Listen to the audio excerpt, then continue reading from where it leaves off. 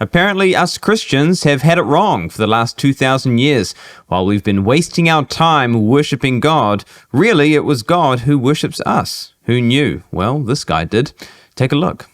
What if God worships me? Can you say that with me? What if God worships me? A God who worships me is quite the statement. I know, but follow me. Now, I get it. We've started to worship a very big heteronormative white Jesus that we constantly thank for standing between us and a mean God. But really, who, what, when, and why? Worship has become so God-centered that it risks the subjective colliding of our own things, our biases, etc. Who told you that there was a flaw in your beauty? The God who meets us and keeps confirming that who we are is good enough. What if that's worship? We declare that you are a God that worships us. That's how much you love us. That's how much you desire us. Oh my gosh. Wow. Look, let's just get straight into it. Let's watch it again and I'll break it down. What if God worships me? Can you say that with me? What if God worships me? A God who worships me is quite the statement. Well, no kidding. It is quite the statement because it's heresy.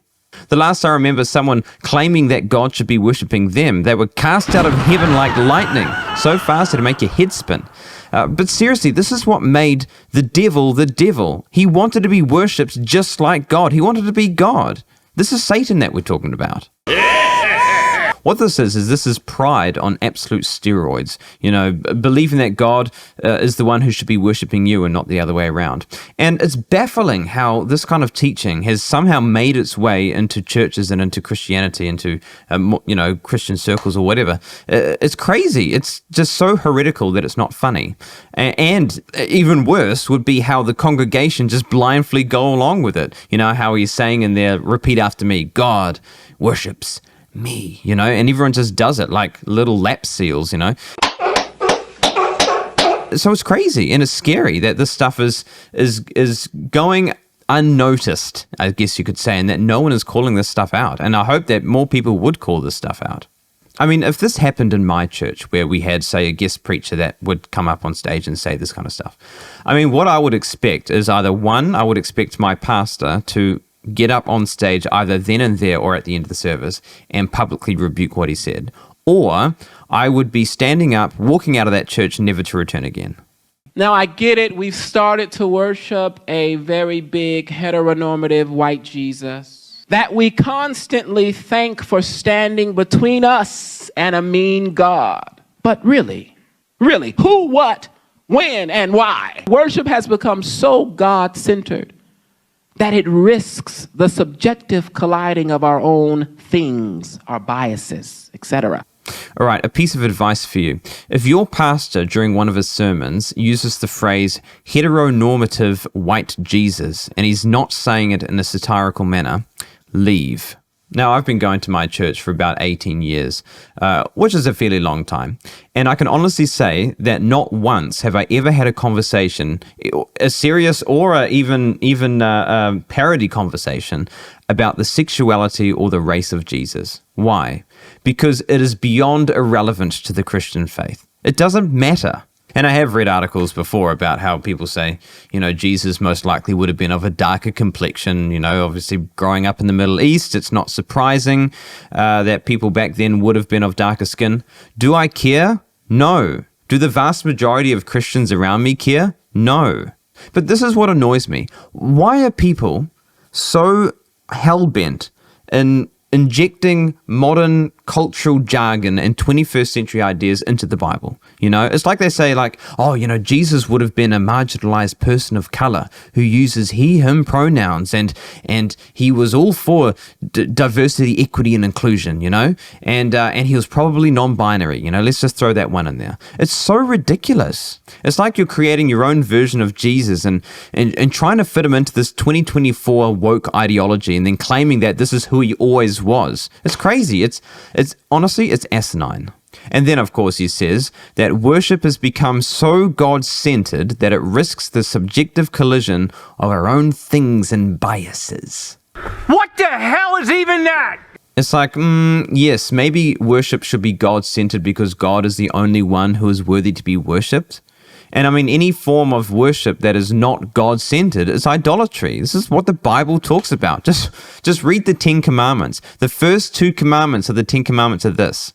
Number 1, you shall have no other gods before me. And number 2, you shall not make yourself an image in the form of anything in heaven above or on the earth beneath or in the waters below. You shall not bow down to them or worship them, including ourselves, guys. For I, the Lord your God, am a jealous God, punishing the children for the sin of the parents to the 3rd and 4th generation of those who hate me, but showing love to 1,000 generations to those who love me and keep my commandments. And so please, guys, any worship that is not God-centered, including worship of ourselves, is a form of idolatry. Who told you that there was a flaw in your beauty? The God who meets us and keeps confirming that who we are is good enough. What if that's worship? Okay, so this part is particularly dangerous, and I'll explain why. So what he's doing is he's taking a page out of the self-love movement, which has the mantra, you are enough, which I'm sure you've probably seen before. And he's conflating it with the story of the Garden of Eden. So when God created humans, he called them good. He said what he had created was good. In other words, he's given us worth and he's given us value. In fact, he said that humans were very good. And so what he's done is he's taken that and said, he's called us good. Therefore, there's nothing we need to do. We don't need saving. We don't need fixing. We're not flawed, broken people. We are enough. And then God worships us because of it. But that's not true at all. And so we've got to be really careful when we're looking at passages like the ones in Genesis that talk about how we are good. Something to take note of is that there's a big difference between having worth and then being worthy. A big difference. And so let's talk about that. So having worth. Every single human being has worth in God. Why? Because we are made in the image of God, and the Bible talks about it. We're made in the Imago Dei, which means that all of us automatically have this inherent, inalienable worth and value. And this is why it's wrong to murder people. This is why it's wrong to hate people. It's because when you hate someone, you're diminishing the worth of what God placed on them. And all of us are equal. None of us are better than anybody else. Every single human being has this amazing, incredible, inherent worth. Now, that's true, but there's a difference because you can have worth, but you can also not be worthy at the same time.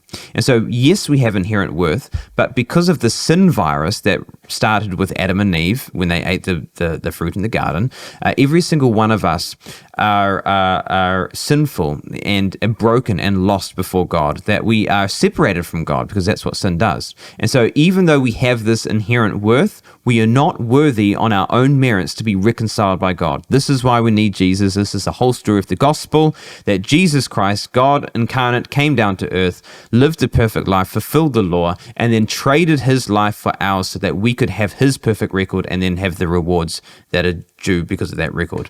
And so we are made worthy through Christ, okay? So what this guy is saying in here is he's taken the worth part and he's conflating it with worthiness without Jesus, without the sacrifice that Christ did. And he's saying, because God called you good, you are worthy. It's not true. Yes, you have worth, but it's only through Christ that you are made worthy, not by who you are or by any of your own merits. We declare that you are God that worships us. That's how much you love us. That's how much you desire us. Oh man, so sincere. And it doesn't matter how much music you have in the background or how deeply you shut your eyes, I'm afraid it's still heresy.